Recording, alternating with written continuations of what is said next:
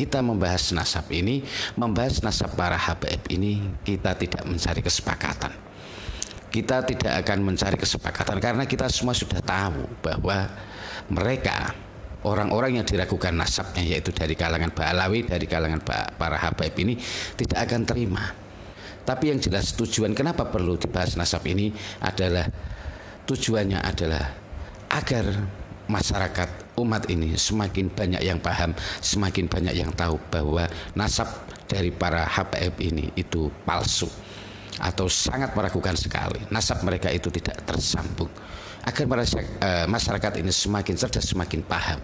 Semakin dibahas mereka akan semakin paham, akan semakin tahu. Dan kita tidak butuh sebuah kesepakatan. Yang kita butuhkan adalah umat semakin banyak yang tercerahkan. Itu nomor satu yang penting. Nah, kenapa? Apa alasannya? Kenapa kok kita perlu umat itu tercerahkan, umat itu perlu banyak yang tahu tentang nasab palsu para habaib ini, bahwa nasab mereka itu tidak tersambung. Kenapa? Ketika pembahasan nasab ini terus digalakkan, masyarakat itu semakin paham bahwa mereka itu bukan durian Nabi. Jadi perilaku-perilaku para habaib ini tidak akan menjadi panutan mereka. Inilah pentingnya. Seperti ucapan-ucapan kasar Rizik Syihab yang sangat kasar sekali, tidak mencerminkan seorang ulama. Kalau seandainya mereka bisa bersikap seperti itu, kami tentu akan berhenti membahas nasab ini. Jadi kalau Buya Yahya ada itu mengatakan sebaiknya pembahasan nasab ini dihentikan, ini hanya akan membuat fitnah, membuat gaduh, membuat resah. Itu omong kosong belaka. Itu karena mereka tidak tahu efek yang ditimbulkan, efek yang luar biasa seandainya mereka ini terus diakui nasabnya sebagai duriah Nabi, sebagai cucu Nabi yang asli. Efeknya akan luar biasa. Masyarakat akan mengikuti perilaku-perilaku, tindakan-tindakan mereka yang tidak mencerminkan akhlak Rasulullah, tidak mencerminkan ajaran agama Islam. Itu efeknya, bahayanya. Entah, dan tentu orang-orang yang seperti tokoh-tokoh FPI yang baru saja gembar-gembor akan melakukan berbagai kegiatan yang sangat merugikan ketentraman, ketenangan di seluruh warga negara Indonesia ini, itu tidak terjadi lagi orang-orang seperti itu. Karena mereka yang mengajarkan doktrin seperti itu sudah diragukan nasabnya, sudah diketahui bahwa nasab mereka itu palsu. Jadi kalau seandainya dan Buya Yahya paham hal semacam ini, bahwa pentingnya kedua tokoh ini itu, ya paling tidak kedua tokoh ini sebenarnya ada banyak, ada juga para kiai seperti tokoh PBNU, yaitu Rois sampai PBNU Kiai Haji Miftahul Akhyar, terang-terangan masih mendukung nasabnya para habaib itu juga sangat berbahaya sekali, sangat merugikan. Karena ketika nasab mereka itu masih diyakini sebagai sambung kepada Nabi, sementara kelakuan mereka masih seperti itu, kelakuan Rizik Syihab masih seperti itu, kelakuan si Bahar masih seperti itu. Ini sangat berbahaya sekali. Ini sangat berbahaya sekali untuk akhlak masyarakat umat ini ke depannya. Ini yang sederhana saja. Seandainya ucapan mereka itu dari Robito Alawiyah itu benar, dari para habaib itu benar, dari argumen-argumen orang yang membela nasab mereka itu benar, seperti si Wafi itu Romli dan orang-orang yang hadir di situ, misalkan itu benar, pasti mereka itu mau diuji ketika diadakan seminar di UIN tempo hari yang lalu. Itu aja sebenarnya. Itu sudah simpel sekali. Seandainya apa yang disampaikan mereka itu benar, berani dipertanggungjawabkan, tentu mereka berani berdiskusi di UIN. Kenapa mereka tidak berani? Kelihatan seperti percaya diri yang begitu kelihatan meyakinkan, tapi ternyata tidak berani dipertanggungjawabkan. Itu sebenarnya apa yang dilakukan oleh Robito itu sia-sia kemarin itu, mubadir, percuma saja. Itu hanya untuk mengelabui orang-orang yang masih awam, orang-orang yang masih dungu, orang-orang yang masih fanatik buta kepada mereka, yang masih bisa percaya dengan apa yang disampaikan di Robito Alawiyah itu, di tempatnya, di kandangnya sendiri. Hanya orang-orang yang dungu, orang-orang yang tidak menggunakan logika akal waras, yang percaya dengan ucapan mereka itu. Jadi saya mendukung itu bukan karena ada intelijen hitam, bukan ada jeragan-jeragan di belakang, tapi karena murni dari apa yang kebenaran yang disampaikan dari Kiai Imad dan kawan-kawan. Itulah kalau hati nurani. Hati nurani itu pasti akan jujur, dia tidak akan menolak kebenaran. Dan panjenengan kalau seandainya melihat pemikiran Kiai Imad, tesnya Kiai Imad itu berdasarkan hati nurani panjenengan, berdasarkan kecerahan hati panjenengan, pasti Anda juga akan menerima. Assalamualaikum warahmatullahi wabarakatuh. Bismillahirrahmanirrahim. Alhamdulillahirabbil alamin wa bihi nasta'inu ala umuri dunya waddin. Wassalatu wassalamu ala asyrafil anbiya'i wal mursalin sayyidina wa maulana Muhammadin wa ala alihi washabbihi ajma'in, amma ba'd. Para pemirsa sebangsa dan setanah air dimanapun Anda berada yang berbahagia, terima kasih Anda semua masih bersama dengan saya Nur Rahmat Asmawi di Nurmas Channel. Pada kesempatan yang berbahagia ini saya akan membahas tentang pentingnya kita semua ini pentingnya membahas pembahasan nasab habaib ini. Pentingnya kita selalu membahas nasab para habaib ini. Jadi ucapan saya ini sekaligus menolak dengan tegas apa yang diinginkan, apa yang diharapkan oleh Wah ataupun Buya Yahya yang tempo hari itu sempat mengatakan bahwa sebaiknya pembahasan nasab ini itu dihentikan. Kenapa mereka berdua itu mengatakan demikian? Saya yakin mereka itu tidak tahu, tidak paham seberapa besar pentingnya pembahasan nasab ini. Mereka tidak paham kronologi atas pembahasan nasab ini, dan itu sebelumnya sudah pernah saya jawab, sudah pernah saya singgung bahwa akan pentingnya pembahasan nasab ini. Saya sudah memberikan bantahan kepada mereka berdua.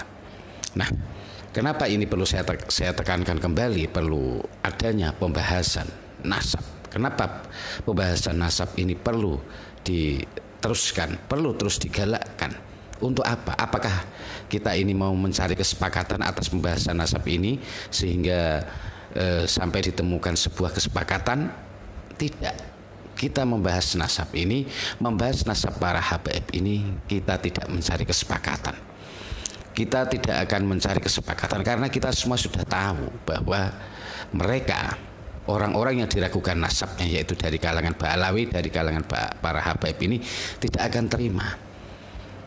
Mereka tidak akan terima. Jadi sampai kapanpun, walaupun mereka itu sebenarnya sudah tahu nasabnya itu palsu, sudah tahu nasabnya itu sangat meragukan, mereka saya yakin aslinya sudah paham, mereka tidak akan mau, tidak akan terima. Apalagi kok sampai sepakat, ya tidak mungkin, ya tidak mungkin, karena mereka sudah terlanjur menikmati berbagai fasilitas, privilege, keuntungan-keuntungan dari mereka selama ini diakui sebagai cucu Nabi, sebagai durian Nabi. Mereka tidak akan itu hilang, tidak mau itu hilang begitu saja. Jadi mereka sampai kapanpun tidak akan mau menerima nasab mereka itu dibahas. Jadi pembahasan nasab ini tidak akan menemui titik kesepakatan, tidak akan. Tapi yang jelas tujuan kenapa perlu dibahas nasab ini adalah tujuannya adalah agar masyarakat umat ini semakin banyak yang paham, semakin banyak yang tahu bahwa nasab dari para habaib ini itu palsu atau sangat meragukan sekali. Nasab mereka itu tidak tersambung. Agar masyarakat ini semakin cerdas, semakin paham. Semakin dibahas mereka akan semakin paham, akan semakin tahu. Dan kita sudah bisa melihat perkembangan yang luar biasa, bagaimana mulai banyak kiai, ulama ataupun masyarakat awam yang mulai percaya dengan tesisnya Kiai Imad, dengan Kiai Imad. Mulai percaya bahwa ternyata para habaib ini itu memang bukan durian Nabi, bukan cucu Nabi. Nah, inilah pentingnya pembahasan nasab itu perlu untuk selalu digalakkan. Jadi kita tidak butuh sebuah kesepakatan. Yang kita butuhkan adalah umat semakin banyak yang tercerahkan. Itu nomor satu yang penting. Nah, kenapa? Apa alasannya? Kenapa kok kita perlu umat itu tercerahkan. Umat itu perlu banyak yang tahu tentang nasab palsu para habaib ini, bahwa nasab mereka itu tidak tersambung. Kenapa? Alasan apa kita perlu seperti itu? Untuk apa? Agar umat ini tahu. Agar umat ini intinya tidak menjadikan para habaib atau yang dianggap sebagai dzurriyyah Nabi, yang selama ini diyakini sebagai cucu Nabi, agar masyarakat itu tidak menganut mereka, mengikuti mereka, tidak menjadikan para habaib itu figur toladan. Ketika nasab mereka ini diragukan dan banyak masyarakat, banyak umat yang tahu kalau nasab mereka tidak disambung, jadi yang kita harapkan adalah para habaib ini yang dari Ba'alawi ini itu tidak menjadi panutan lagi, tidak menjadi figur toladan. Kenapa ini penting? Mereka itu tidak perlu dijadikan sebagai figur toladan, figur panutan umat. Kenapa? Ini sangat perlu sekali, karena perilaku-perilaku mereka baik dari sisi ucapan, tindakan itu banyak yang melenceng dari ajaran baginda Nabi. Tindakan-tindakan mereka, ucapan-ucapan mereka ini sama sekali tidak mencerminkan akhlak Rasulullah, tidak mencerminkan ajaran agama Islam, tidak mencerminkan seseorang yang bisa dijadikan panutan. Inilah bahayanya. Jadi kita sudah tahu bagaimana perilaku-perilaku para habaib ini, kebanyakan yang sudah kita tahu. Apalagi saat-saat ini semakin lama semakin viral, semakin terungkap bahwa ternyata mereka tidak segan-segan lagi melakukan perbuatan dosa perzinahan. Sudah jelas kemarin itu sudah ada yang curhat komentar, yaitu Ratu Qori. Sebelumnya sudah ada Zeda Salim yang jelas terang-terangan atas kelakuan bejat suaminya, sangat tidak memanusiakan seorang wanita. Itu sudah jelas sekali. Jadi ketika pembahasan nasab ini terus digalakkan, masyarakat itu semakin paham bahwa mereka itu bukan dzurriyyah Nabi. Jadi perilaku-perilaku para habib ini tidak akan menjadi panutan mereka. Inilah pentingnya. Seperti ucapan-ucapan kasar Rizik Syihab yang sangat kasar sekali, tidak mencerminkan seorang ulama, katanya kotor, provokatif, mengajak orang untuk perang, hanya menghasut, membuat suasana, membuat umat ini menjadi resah, gelisah. Umat dibuat penuh dengan amarah, dendam, hanya berdasarkan berita fiktif, fitnahan-fitnahan yang mereka buat. Inilah, kalau masyarakat itu masih mengagumi mereka, bahayanya adalah seperti yang sudah kita lihat itu, ada seorang anggota FPI yang merencanakan rencana yang sangat tidak baik sekali untuk ketentraman, kenyamanan di negara ini. Dan kita sudah tentu banyak yang sudah mendengar bagaimana ucapannya itu, dan sekarang sudah dalam proses hukum. Itulah kalau mereka itu menganut seseorang, figur yang mungkin mereka itu sangat mengaguminya karena dianggap sebagai cucu Nabi, akhirnya mereka pun tidak merasa bahwa ajaran yang disebarkan oleh Rizik Syihab, ajaran doktrin-doktrin yang disebarkan oleh Bahar Smith itu adalah sebenarnya kata-kata yang sangat menyesatkan, ajaran-ajaran yang tidak perlu untuk diikuti. Sekali lagi, inilah pentingnya pembahasan nasab ini. Ketika umat sudah meragukan nasab mereka, sudah ikut meragukan, sudah tahu bahwa mereka bukan cucu Nabi, jadi umat pun tidak perlu atau menggubris perilaku-perilaku mereka, karena memang sudah tidak perlu diikuti, karena mereka sudah bukan panutan. Tapi ketika mereka masih diakui sebagai cucu Nabi, ketika masih banyak orang yang meyakini, maka bahayanya adalah muncul orang-orang yang provokatif seperti Rizik Syihab dari kalangan mereka. Yaitu bisa kita lihat dari perbuatan-perbuatan oknum-oknum FPI yang sudah bisa kita lihat kemarin kejadian di Karawang itu, tidak segan-segan lagi berbuat kekerasan, anarkis, tampak jelas, sudah jelas itu mereka adalah anggota FPI. Itu hasil karya siapa? Hasil bimbingan siapa? Hasil didikan siapa? Ya jelas itu adalah hasil didikan dari Rizik Syihab, dari Bahar Smith. Mereka mengajarkan kekerasan. Karena mereka dianggap cucu Nabi, maka banyak orang yang mengikuti cara mereka. Inilah bahayanya.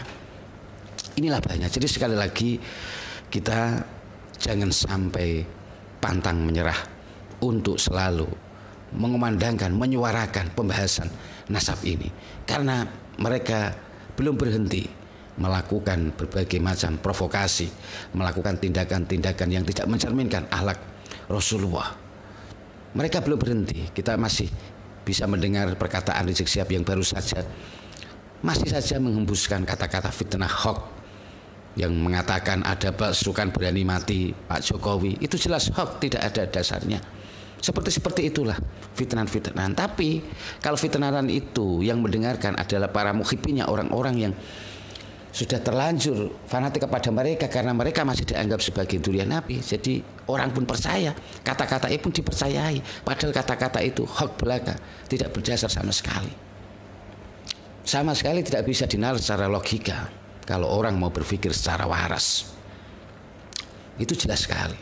Nah, inilah pentingnya kita membahas nasab. Membahas nasab itu sangat perlu sekali, sangat penting, bukan untuk mencari kesepakatan, tapi untuk mencerahkan umat sebanyak-banyaknya agar mereka semakin paham, semakin cerdas, tidak lagi digebuli, tidak lagi ditipu oleh ucapan-ucapan framing-framing dari orang-orang yang tidak bertanggung jawab, terutama dari para habaib ini yang tentu sangat mencemarkan nama baginda Nabi. Karena apa? Karena mereka sudah membawa-bawa nama baginda Nabi.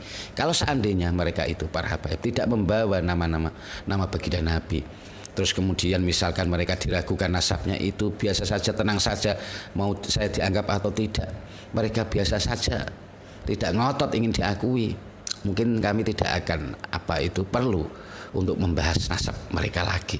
Karena apa? Karena mereka juga sudah tidak perlu, sudah tidak merasa ingin diakui, sudah tidak ingin diakui, dan itu akan membuat masyarakat sudah paham bahwa mereka memang bukan durian Nabi. Kalau seandainya mereka bisa bersikap seperti itu, kami tentu akan berhenti membahas nasab ini.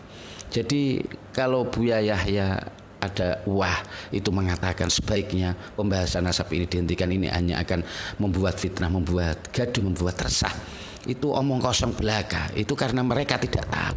Beliau berdua itu sama sekali tidak tahu kronologis latar belakang yang membuat pembahasan nasab ini. Mereka tidak paham sekali bagaimana efek yang ditimbulkan, efek yang luar biasa seandainya mereka ini terus diakui nasabnya sebagai duriah Nabi, sebagai cucu Nabi yang asli.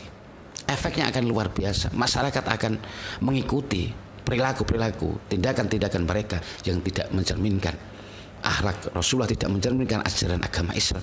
Itu efeknya, bahayanya. Entah mereka ini sebenarnya sudah memahami itu atau tidak. Intinya dari perilaku, tindakan, ucapan dari para habaib ini itu sangat berbahaya sekali, dan harus masyarakat ini harus dicerahkan, harus dibukakan mata hatinya masyarakat, terutama para muhibbin-muhibbinnya. Itu harus selalu digemburkan tentang pembahasan nasab palsu para habaib ini, bahwa nasab mereka harus dijelaskan kepada masyarakat itu tidak tersambung, sehingga kelakuan-kelakuan mereka yang selama ini itu meresahkan umat, kelakuan-kelakuan yang tidak mencerminkan ajaran baginda Nabi itu akan diabaikan begitu saja, sehingga pengikutnya pun makin lama makin banyak yang berkurang, dan tentu orang-orang yang seperti tokoh-tokoh FPI yang baru saja gembar-gembor akan melakukan berbagai kegiatan yang sangat merugikan ketentraman, ketenangan di seluruh warga negara Indonesia ini. Itu tidak terjadi lagi orang-orang seperti itu, karena mereka yang mengajarkan doktrin seperti itu sudah diragukan nasabnya, sudah diketahui bahwa nasab mereka itu palsu. Jadi kalau seandainya dan Buya Yahya paham hal semacam ini, bahwa pentingnya nasab itu dibahas mereka, karena mereka membawa-bawa nama Nabi ketika mereka berbuat kejahatan, ketika mereka mengatakan sesuatu yang tidak pantas, ketika mereka mengatakan sesuatu yang sangat bertolak belakang dengan ajaran baginda Nabi. Kalau sudah tahu semacam itu dan kemudian nasabnya itu diketahui oleh masyarakat, itu nasabnya palsu, maka masyarakat tidak akan mengikuti mereka. Dan kalau seandainya Buya dan itu tahu hal semacam ini, pasti mereka pasti mereka akan memahami. Dan kita sangat berharap kedua tokoh ini itu, ya paling tidak kedua tokoh ini sebenarnya ada banyak, ada juga para kiai seperti tokoh PBNU yaitu Rois sampai PBNU Kiai Haji Miftahul Akhyar yang terang-terangan masih mendukung nasabnya para habaib itu juga sangat berbahaya sekali, sangat merugikan. Karena ketika nasab mereka itu masih diyakini sebagai sambung kepada Nabi, sementara kelakuan mereka masih seperti itu, kelakuan Rizik Syihab masih seperti itu, kelakuan si Bahar masih seperti itu. Ini sangat berbahaya sekali. Ini sangat berbahaya sekali untuk akhlak masyarakat umat ini ke depannya. Saya sebenarnya sangat tidak mengerti kenapa seorang tokoh seperti Kiai Haji Miftahul Akhyar tidak mempertimbangkan hal-hal semacam itu. Bagaimana nasib umat ini jikalau orang-orang seperti Rizik Syihab, Bahar Smith yang jelas-jelas selalu sering kali mengumandangkan kekerasan, mengajak orang-orang, memprovokasi umat untuk berbuat anarkis, kekerasan, asah parang, asah pedang dan sebagainya. Kalau sampai orang seperti itu tidak diragukan nasabnya, diakui, itu sangat berbahaya sekali. Kenapa? Beliau seperti Kiai Haji Miftahul Akhyar itu tidak menyadarinya hal-hal semacam itu. Bagaimana efeknya? Dan kemudian pembahasan nasab ini itu tidak ngawur, tidak hanya berdasar hal semacam itu, tapi memang berdasar dari berbagai fakta, data-data yang telah ditemukan yang memang sangat meragukan. Dan itu bisa berani diuji coba. Kalau seandainya nasab mereka itu betul asli, betul-betul asli, terus keterangan mereka seperti yang disampaikan oleh Robito Alawiyah kemarin itu, yang mengundang Kiai Imad, mengundang Guru Gembul, dan mengundang siapapun itu, kemudian banyak yang tidak hadir kecuali hanya Guru Gembul, kemudian mereka menyatakan bagaimana pandangan-pandangan mereka. Kelihatannya begitu meyakinkan, kelihatannya itu seperti memang benar. Tapi jikalau kita mau mengkritisi dan jikalau seandainya Kiai Haji Miftahul Akhyar juga ikut kritis dengan apa yang telah disampaikan oleh mereka, seperti Kiai Idrus Romli juga ikut kritis dengan apa yang disampaikan oleh Robito, pasti akan ditemukan kejanggalan yang luar biasa. Ini yang sederhana saja. Seandainya ucapan mereka itu dari Robito Alawiyah itu benar, dari para habib itu benar, dari argumen-argumen orang yang membela nasab mereka itu benar, seperti si Wafi, Idrus Romli dan orang-orang yang hadir situ, misalkan itu benar, pasti mereka itu mau diuji ketika diadakan seminar di UIN tempo hari yang lalu. Itu aja sebenarnya, itu sudah simpel sekali.